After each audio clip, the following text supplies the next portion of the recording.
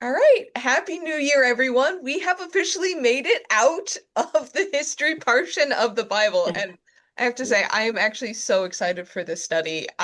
We are beginning the book of Esther, which is a very big change of pace. So I'm actually going to, rather, I often start new books by giving you a background.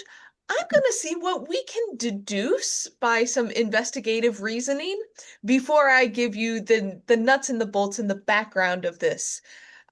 Because this book is so rich and full of details that I think a little bit of investigation will help us out. Not just me. So, my Ah, first no. question for you all is what version of the Bible are you using? Okay, I'm all right now. Thank you. Because believe it or not, for this one, it matters. RSV. RSV, okay. Yeah, New I have Revised Standard. new RSV, Yeah. Oxford Annotated Bible. Okay. Same one as Sue. All right. So we have most Yeah, same sound like one. we're in Oxford Annotated. All right. Any others have any The different? English Standard Version is what King James. but I picked it out because it had large print. Okay, that's fine. There's a reason why I'm asking, believe it or not. Gary, what did you say you and Joe are using? King James. And Well, Joanne uses the way. Okay. All right. I So, understand the story.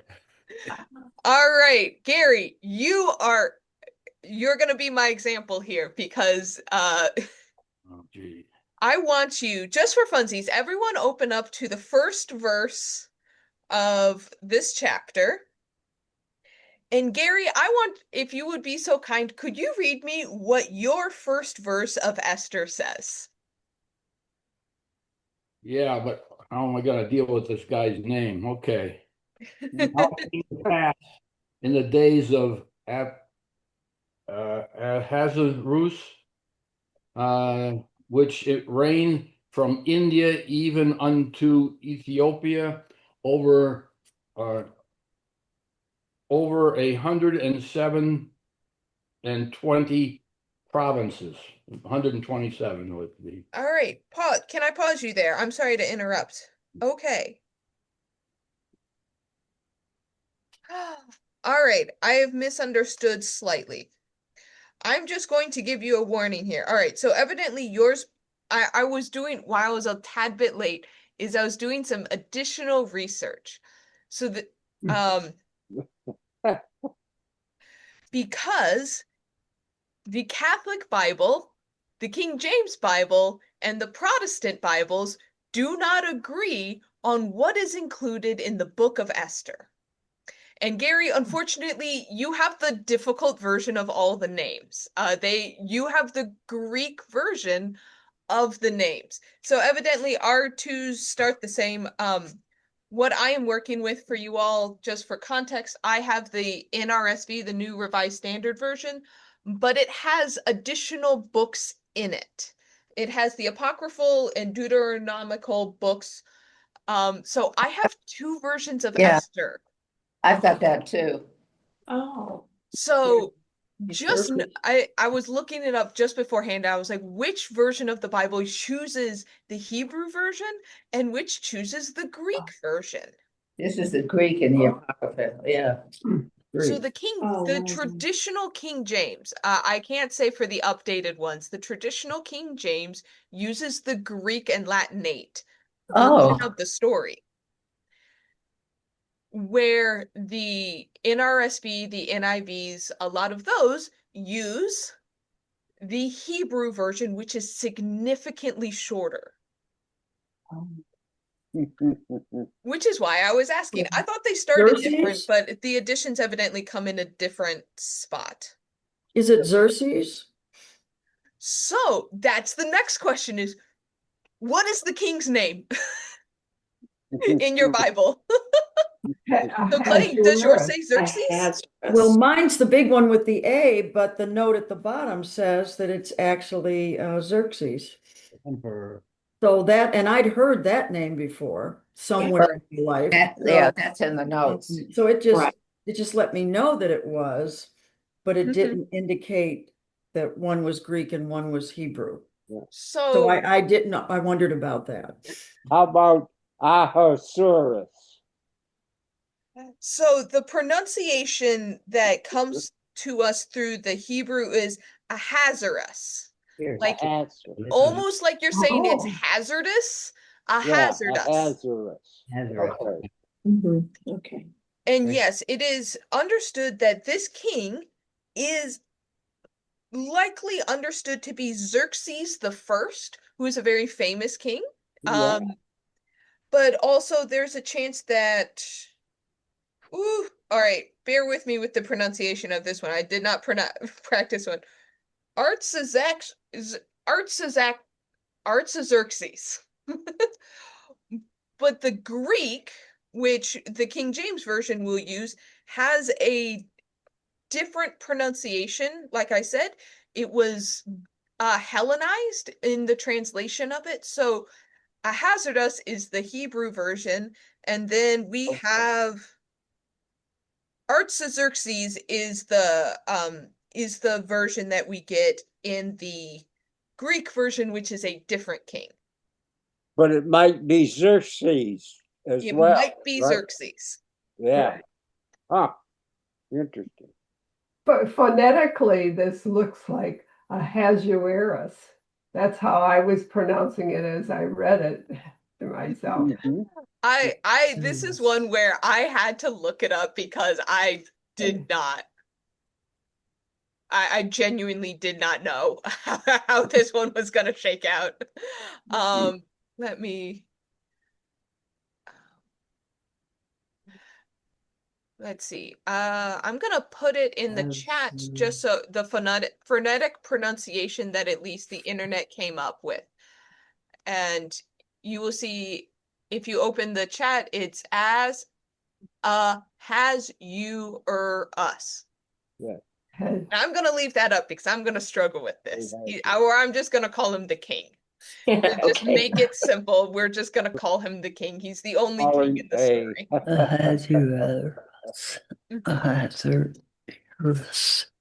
All right. So we've talked about translation. So if there's a question or the chapters that I have designated are based on the Hebrew version. So Gary, if you have questions, if something doesn't seem to align, let me know. Because I will try to keep track of where the differences are. So is the Hebrews and the Protestant version is the same, right? Yes. And you mentioned a Catholic Bible. Would it help? I mean, I have access to Catholic Bibles, like I mentioned, that teen Bible that gave all kinds of explanations. Is there enough difference to have that handy There are for our future significant meetings? differences. Like some of Okay. the themes are different. Okay, I might just, grab one of those then from my Yeah. daughter's house. So a Okay. little bit of history of why the Catholic Bible is not the same as the Protestant Bible. This is just a quick run through because might as well while we're talking about it. The Protestant Reformation started when our good boy Martin Luther nailed the 95 Theses onto the door and started a whole kerfluffle and triggered a chain reaction. I often compare this to like a professor posting something on the college discussion board and then the dean of students getting really mad and emailing the president and then the funders. This got blown way out of proportion for what Martin Luther intended. But one of the things that became very apparent in the Protestant Reformation is that your average person didn't actually read the Bible because it was only in Latin, and that's when the Protestants started translating it into local languages. But then the question that people started asking, wait, why are we translating it this way? Because Jerome, one of the church fathers, translated both the Hebrew and the Greek into the Latin Vulgate that we know. And there were anytime you translate, you make choices.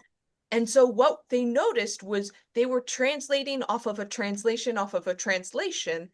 And so the Protestants went, wait, why are we doing this? And they started going back to the Hebrew and the Greek to translate. But when they went back to the Hebrew and the Greek, they found out some books were different and some books just weren't there. And so they narrowed it down. The Protestants, and in the end, chose the same canon that the Jewish community uses as their text. There are additional Hebrew texts that the Jewish community does not see as canonical that the Catholic Bible maintains. Books like Judith are not found in ours, but are found in theirs. There are some additional chunks that are just missing. And so if you get one of these, you get the extra bits and bobs. And so it was when things started being translated into English and into French and into German that translators decided to go back a little bit farther and skip the Latin Vulgate. And so that's why these differences maintain, and the Catholic tradition still maintains the Latin Vulgate. And then the King James Version can just be kind of, it's its own entity because King James just had some preferences. And so sometimes the King James matches one, sometimes it matches the other. I don't keep as much track of it. Just know that that will be slightly different. Okay. All right. But that said, let's talk about some of the pieces of the story itself. So what is the setting of this story that you all pulled out? Where are we physically in the world and time place? What is the setting? India to Ethiopia. Ethiopia. Ethiopia. Not quite. His royal throne in Susa, USA, but I have no idea where that is. Yeah. Well, it's Persia and Northwestern Iran. This is a celebration of something. Mm-hmm.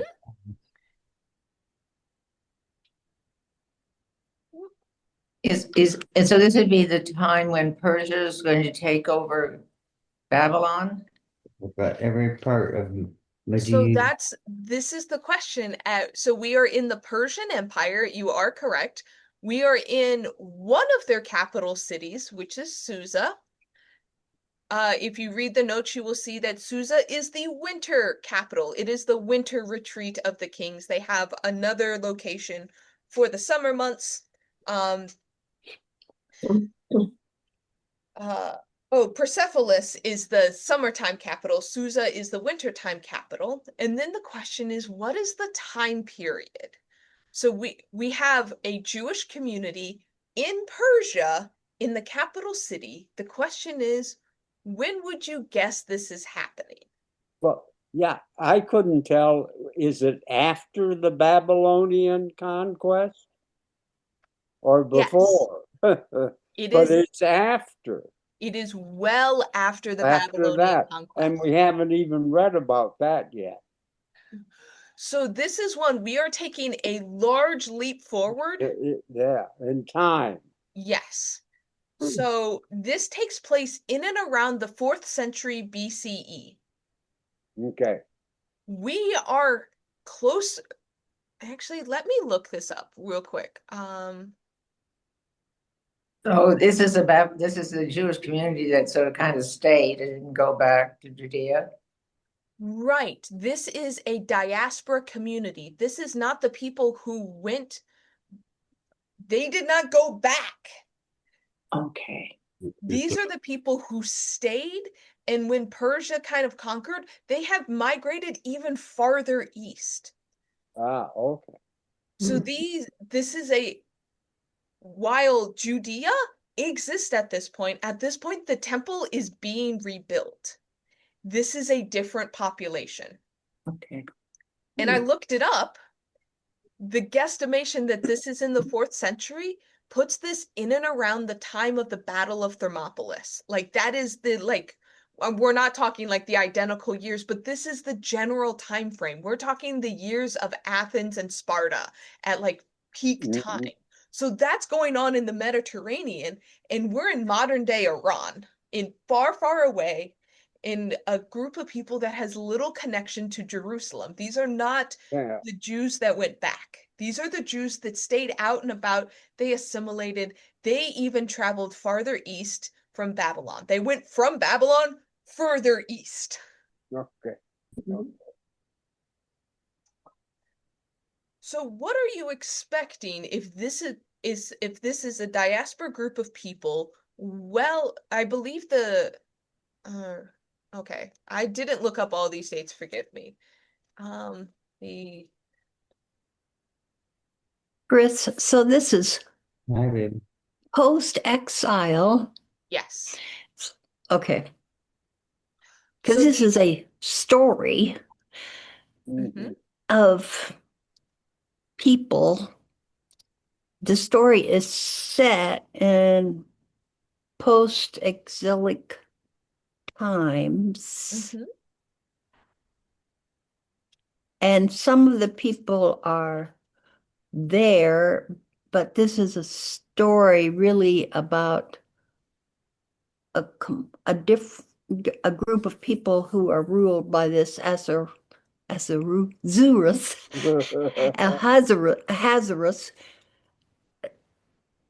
This is not what I'm trying to think is this is kind of the Jewish people are sort of off to the side here. I mean, they're there, but they're not.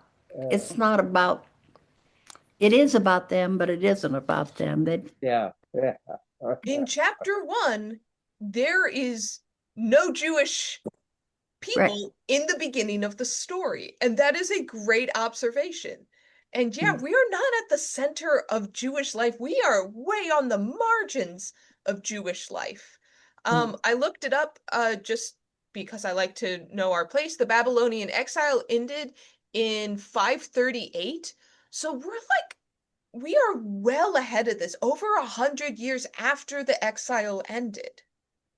And so what do we expect about a group of people who have a homeland but chose not to go back? Yeah, Larry. So are you saying that all the people at this big party the king is throwing aren't all just the Jews? There are other people involved? I would argue that all the people at this big old party are specifically Persians, not Jews. Jews. Okay. All right. I mean, there may be a few folks because they have integrated into society. This is but this is a people who, I mean, this is not dissimilar to how our culture today relates to the Jewish people.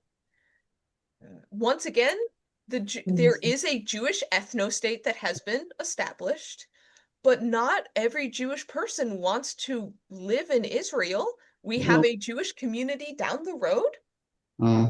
They have many jobs that Protestants and Indians and people of all faiths, they can have any job they want, but there are still some key religious culture and identity things that they hold on to, but they're integrated into society.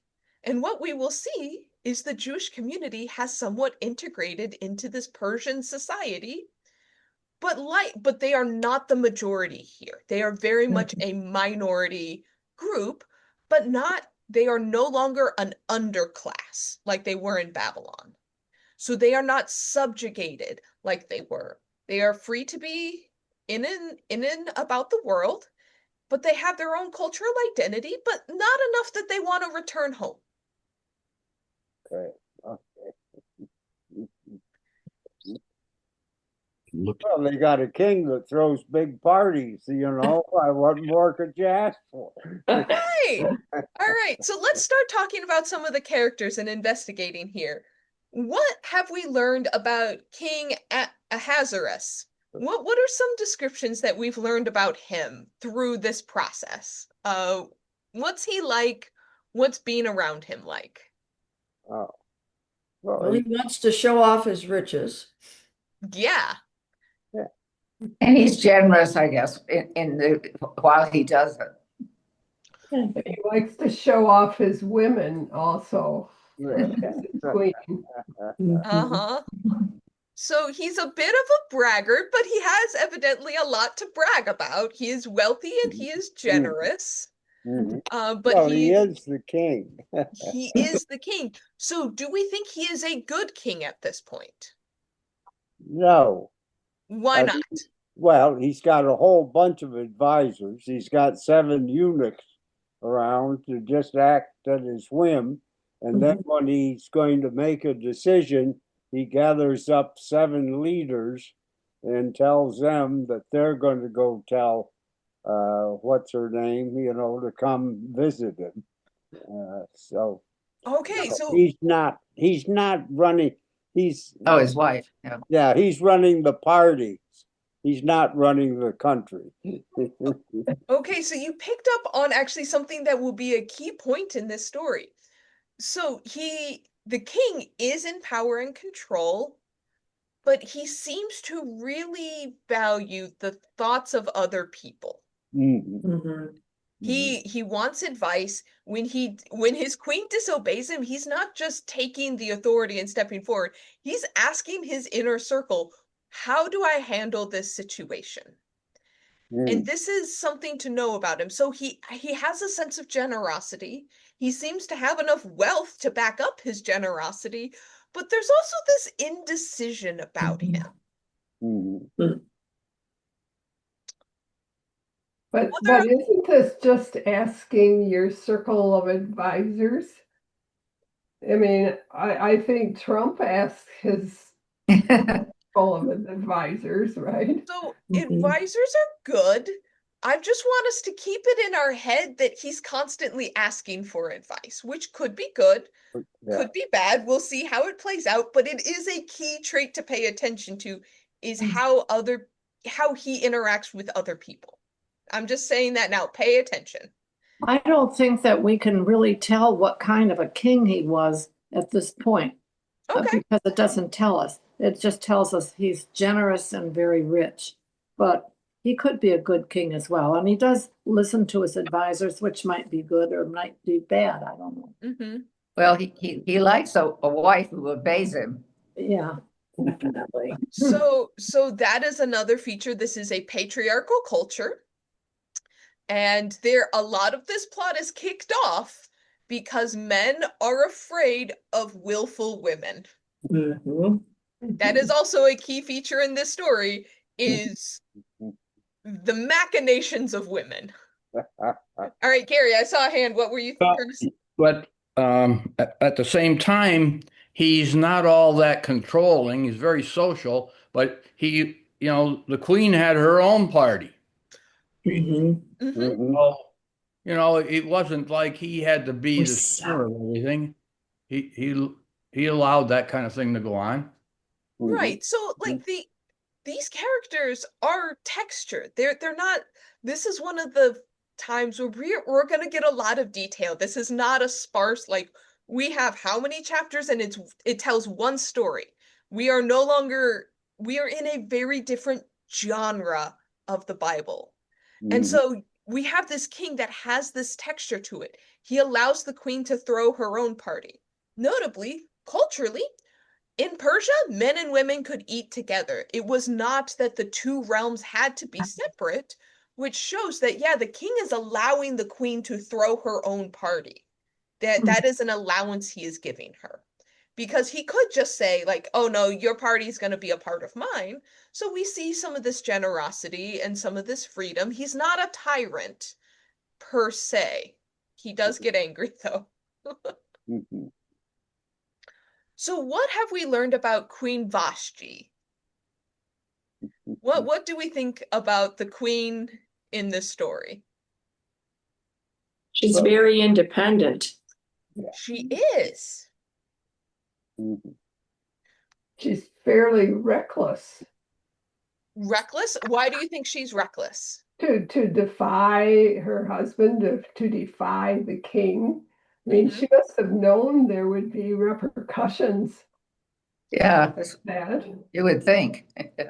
So I'm going to give you another clue. Now, this one isn't necessarily in the text itself. This is what the rabbis have commented. When it says that the king requested that she appear in front of his people wearing her crown, the implication may be only wearing her crown, Wearing only her. Oh, which is a very different request than Yeah. come in all of your splendor. No, this is likely I want to show off your body, Yeah. wearing only your crown. Oh my How God, does that change the story? a lot. Big time. She's not My Lady book does not Godiva. say that.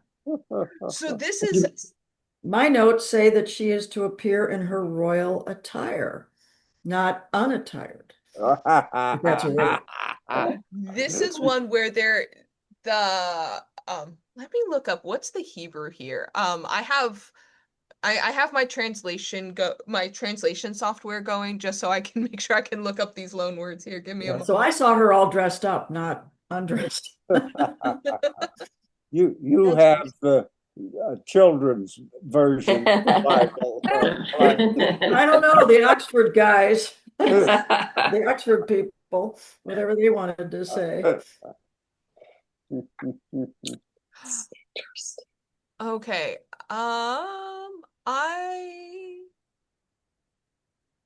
Okay, so the word that is being used, it does imply that it is her crown.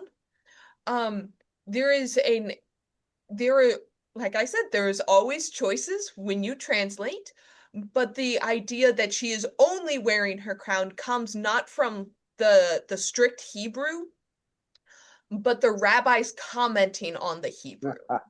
So this is what you would call the Talmud and the Mishnah.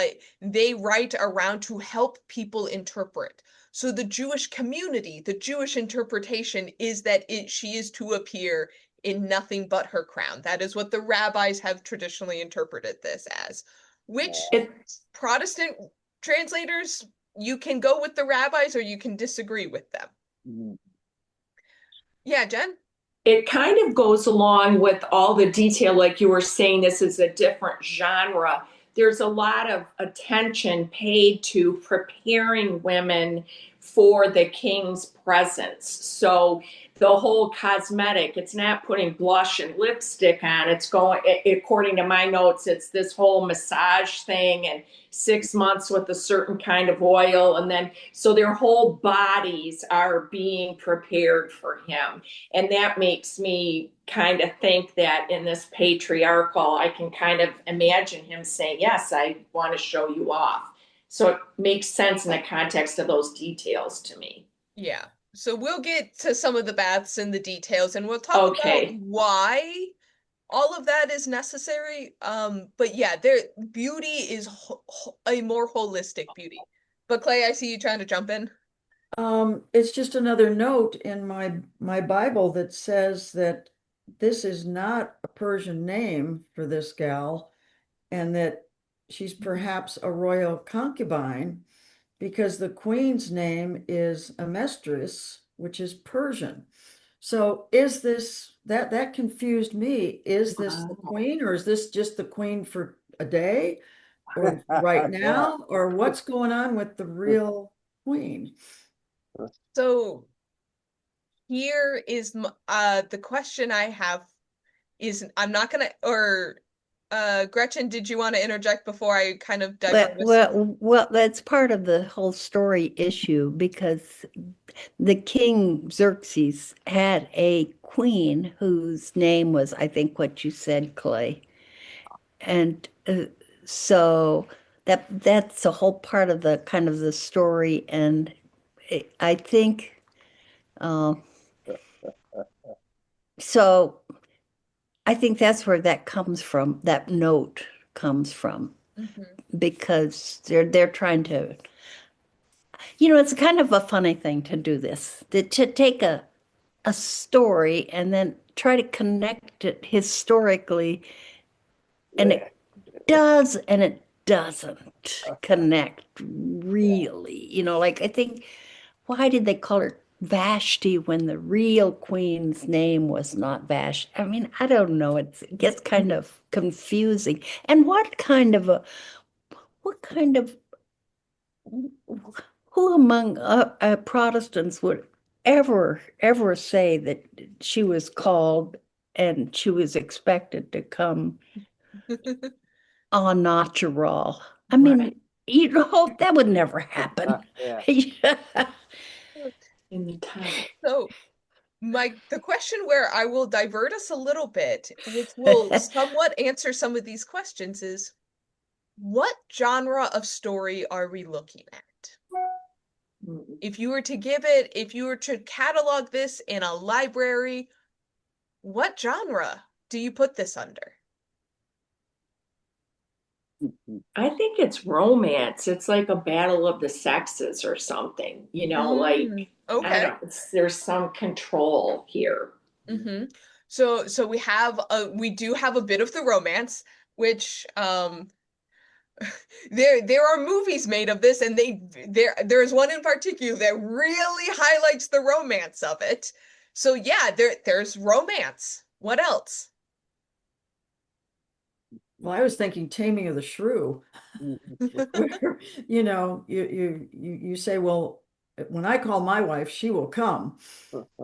And then she says, oh no, I'm busy. You come to me, but that's not in here. But right away I thought, you know, why disobey him? So there is moral lessons to be taught here. There is a bit of morality. There is some where it is how to properly act as a woman. There will also be, how do you be a good Jew, not in Jerusalem? Yes. And it becomes almost semi-action story. Yes.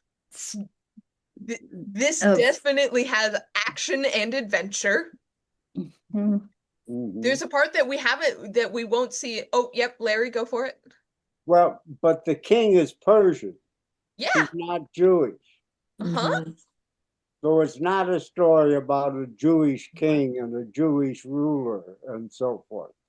It's more a story of the type of society that was going on at that time. You know, king is a big party boy, has a 6-month banquet and tries to bring his wife in.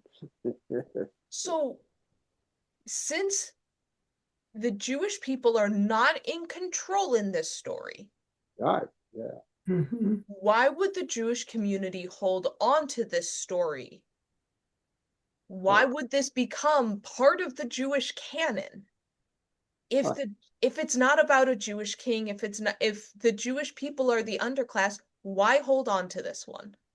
Well, if you're telling your story, you've always got to tell a little bit about the other side. You've got to have some bad example to show how good you are. Well, this is also, wasn't this pretty controversial about whether or not they should include it in the canon? Because it didn't seem to be. It is only controversial Jewish for the Christians to include this in the canon. There is no question that it is a part of the Jewish canon. And there's a very specific reason why. They win. They win. Yes. It never happens. It doesn't happen in real life, but in this one, they win. There is actually a joke that I've heard my Jewish friends say that so here's the piece of it that if you don't know, you don't know, because it's not in the text. This story is part of a collection of 5 scrolls that all synagogues will have. They are additional stories that they tell once a year in addition to the Torah. And the 5 scrolls have holidays connected to them. The holiday connected to this story is called Purim, which I've already talked to Rabbi Alicia. We have an open invitation to on. I'll have to get. I don't think she's planned the exact details. It is a Tuesday. I will be going. You were welcome to carpool, and you can see how the Jewish community today celebrates this story. So there is no question, there is a feast day connected to this.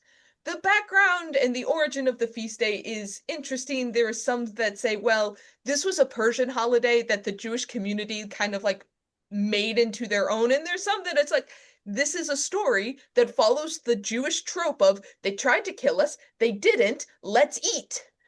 Which is the joke that I know a lot of Jewish friends of mine make, where a lot of their holidays from Passover to Hanukkah to Purim is they tried to kill us, we won, let's eat food.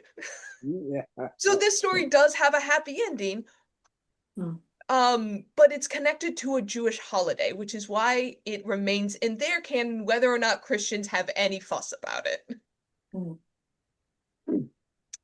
Yeah, Gretchen? This is going back to the past. If it's red, I mean, it is red, of course, at Purim. Do they picture Queen Vashti as being asked to come in au natural? I mean, is it only in our Protestant thing that we think of her in robes? I mean, do they just sort of automatically, oh, well, there she. So I would argue that the Protestant understanding is a willful queen coming in her robes, and it is the Jewish understanding because it is the rabbis who said that she was coming all natural. Right. So it's actually part of the Jewish tradition, not a part of the text. And so this is one where it is interpretation and translation always makes choices. I will say this 100 times in this one, because when Protestant researchers go and look at the text, they're like, where did these traditions come from? It's not there. And the answer is always the rabbis. So how much stock do you put in the rabbis? The rabbis have a different interpretation than the original writers probably had.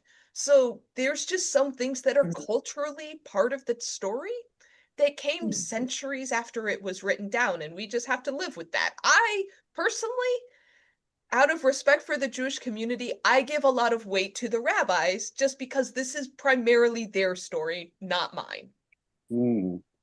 So I will give more weight to the rabbis, but that's my choice. But that's, some researchers say, like, we need to go back to the text itself. But it's a story. It's a story, right? Yeah, Gary? But all this is fine, but my interpretation is that the nugget in here to be taught is that she refused to be put on display. Yes. So I think that is an accurate summation of the first chapter, and that's the thing that kicks the plot off. Queen Vashti refused to be on display, and that creates the opening and triggers the entire thing that we have next. Is now there is an opening for who's going to be queen next. So to circle back around, because I want to finish up our conversation about genre. The other thing is, this story is funny. This story is dramatic. This story has irony and wordplay, and there are so many things going on. This is a very different type of story. What this story is not is history. This is not historical. Not in the least bit. It is in the realm of legend. There may have been something that started this story, but this is why, like, was this King Xerxes? Was this the actual queen? I don't think it actually matters. Because this is a story that, an important story, a story that taught things to people, which means its history doesn't apply. That's asking the wrong question of this, trying to tie it down to historical time frame. Do we have evidence of a Jewish queen? All of that, wrong question. What this is a story for people living outside of Jerusalem, and it was passed around because the Jewish diaspora existed from this time forward. not everyone went back to Jerusalem. We kind of have this image that like after Babylon was conquered, like everyone flooded back, and that is ahistorical. So this story is for all of the people that were Jewish living in other places. And that's why they held on to it, is because just as many people lived outside of Israel than lived inside of it at this point. And that is true still to this day. Mm-hmm. Yeah, Gretchen? I think that is that the nugget of the story, that she refused to be put on display? Or is the nugget of the story that she challenged her husband? I don't know. I don't know. I think most Protestants would say it's because I mean, if preachers from ages she challenged her husband. That was wrong, bad. I don't hear anybody saying you shouldn't put yourself on display. I mean, is there any prohibition against showing up dressed up? I don't know. Anyway, I'm kind of confused. So here's the thing. This is a well-crafted story. Yeah. Not everything is apparent right now. The main themes of the story have not come onto stage yet. We will compare Queen Vashti and Queen Esther. So I think we know where this is going. Esther is our heroine. She's gonna become queen. I don't think I'm giving any spoilers away with that. It is kind of well known about this book. At any rate, it is complex and these characters are not two-dimensional. A lot of other characters we're used to in the Bible are a little bit flatter. We don't get emotion, we don't get intrigue. This one will have dramatic tension where something is going on over here while something else is going on here, and that's intentional. This story will feel much more modern than a lot of our texts because it has some of these things that we're used to. There's almost like what we would say like Shakespearean elements to it. It's a good story. So I hold off making pronouncements of what is good and what is bad because it's not obvious right now. What we know is there's an uppity queen who just got ousted. The one thing I will note with them deposing Queen Vashti, she is not destitute. She is actually just not allowed to come in front of the queen. She is actually not fully stripped of her position. Wow. The implication that I at least understood is that she will still be provided for. She just, the response is, oh, you didn't want to come in front of the king. Now you can never come in front of the king. And that's her punishment. Yeah, Larry? Another thing that makes this look like a story is that it's so exaggerated.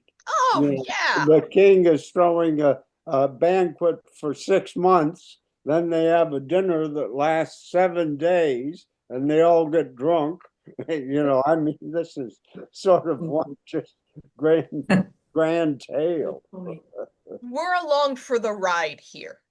Yeah. I think about the motivation for Vashti to refuse to see the king might be that she feels that she's her own person and she doesn't have to answer to him every minute, whether she was wearing her robes or not. I think that she probably just felt like, I mean, I put myself in her place and I think, well, what the heck does he think? He's going to call me up anytime he feels like it, and I have to go whenever he wants me. That's not the way I feel, but I'm not going to do it. So she is not the only disobedient woman in this story, but it is interesting how some women are disobedient and applauded for it, and other women are disobedient and shamed for it. So one of the themes that we will see is, or like one of the notable things is we have a female heroine at the center of this story, which is not common in the Jewish canon. But part of the lesson and part of the learning is, since we have a patriarchal culture, since women are property in this world, how do women get what they want? This is a story for women by women. That is then brought out and said it's also a lesson for the wider Jewish people. And so it's really cool that you have this story that very much centers women's experience. And part of the question will be, how do you get what you want when you can't ask for it? Hmm.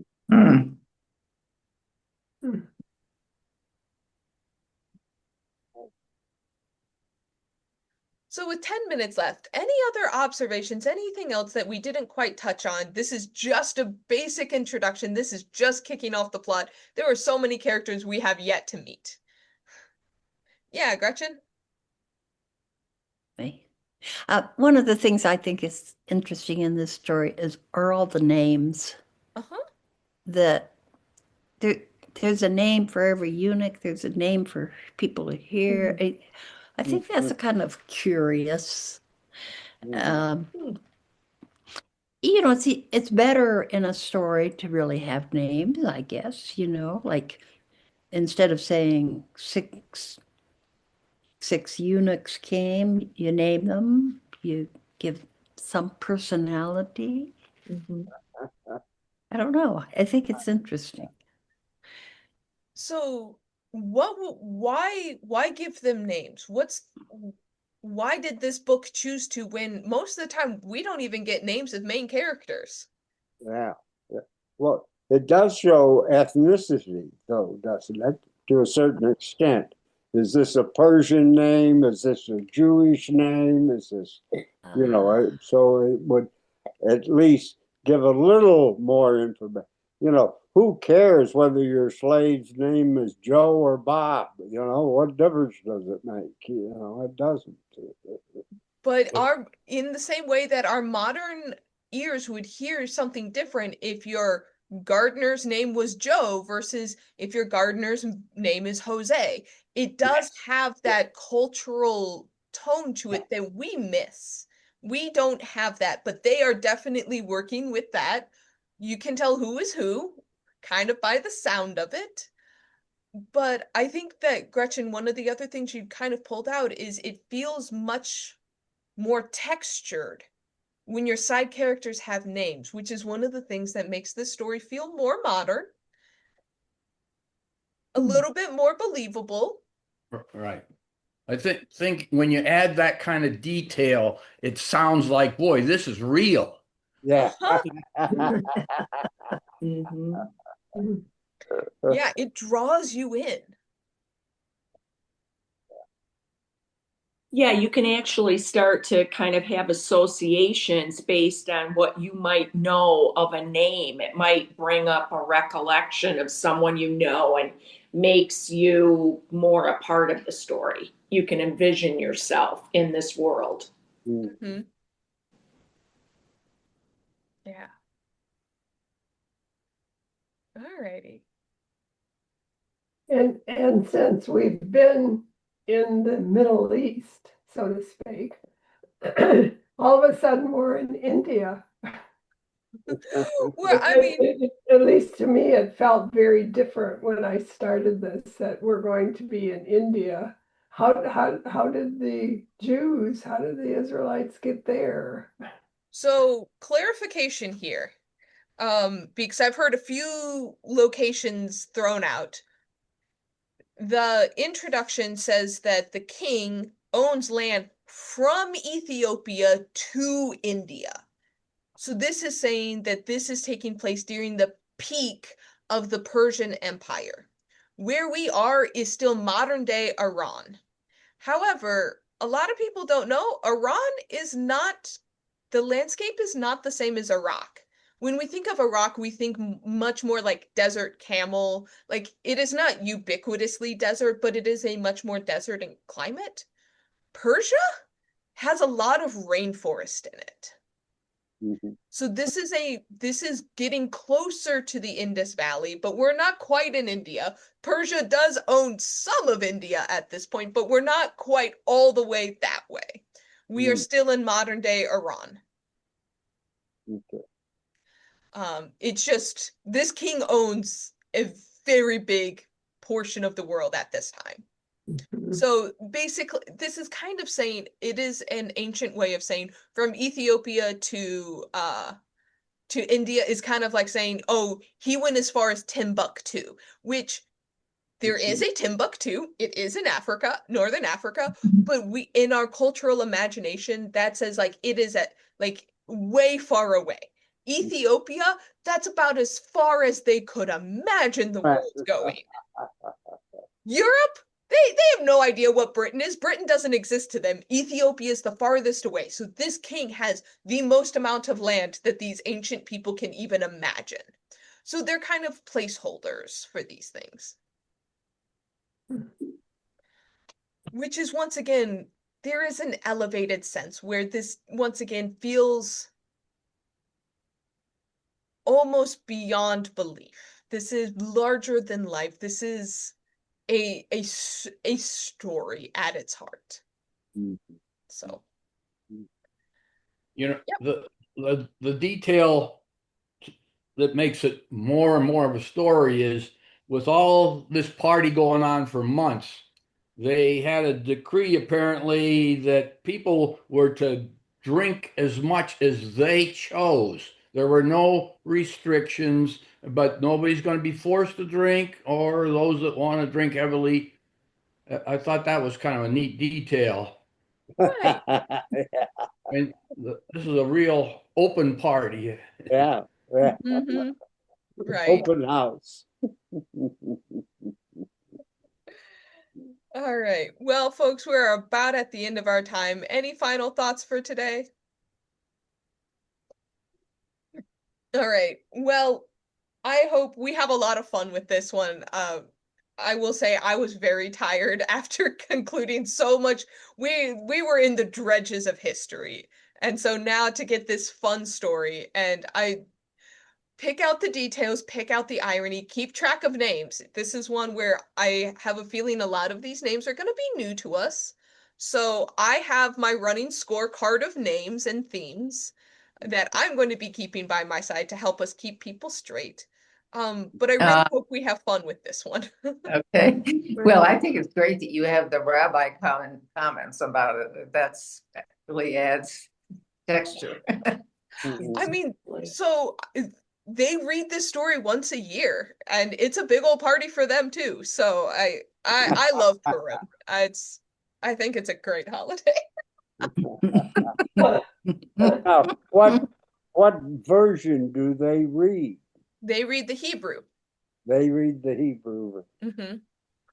Oh, I guess I'll give you this one last factoid, which is just it colors the story a little bit, which is why it also matters what version we read. The Hebrew version has no mentions of God. Yeah. It is unique among books of the Bible that there is no mention of Torah, regulations, or God. The Latin Vulgate, which is then in the other translations that we talked about, the things that they add make this story from a secular story to a religious story. Oh. And that's the big difference is all this like Mordecai, who is a character, has dreams from God. He talks to God. He invokes God's name. In the Hebrew, none of that's there. Which makes this that is why this book is controversial for the Protestant canon, is because this book does not talk about God, not once. I thought I read in the notes the Song of Solomon doesn't either. It doesn't. No. No. So there's a handful. But see, that one's written by King Solomon, so you can include this. This is just a story. It's a story. Yeah. So, but with that, folks, we'll save the rest for next week. Let us pray. Thank you. Thank you. Thank you, Chris. This was fun. Yeah. Yeah. All right. Shall we pray? We haven't prayed yet, folks. Okay. Gracious and loving God, I give you so much thanks for the stories that we have inherited. Whether they mention you or not, we can always see you in the margins. just like we see you in the edges of our life. Help us act when we need to act. Help us know when we are to stand up. Help us know when we're supposed to speak out. Bless us in our study going forward. May we take inspiration from the courage of Esther and the resilience of the people. So bless us all until we come back together to study your word again. In Jesus' name, amen. Amen. All right. See you all next week. Chris. All right. Good week, everybody. Thanks so much.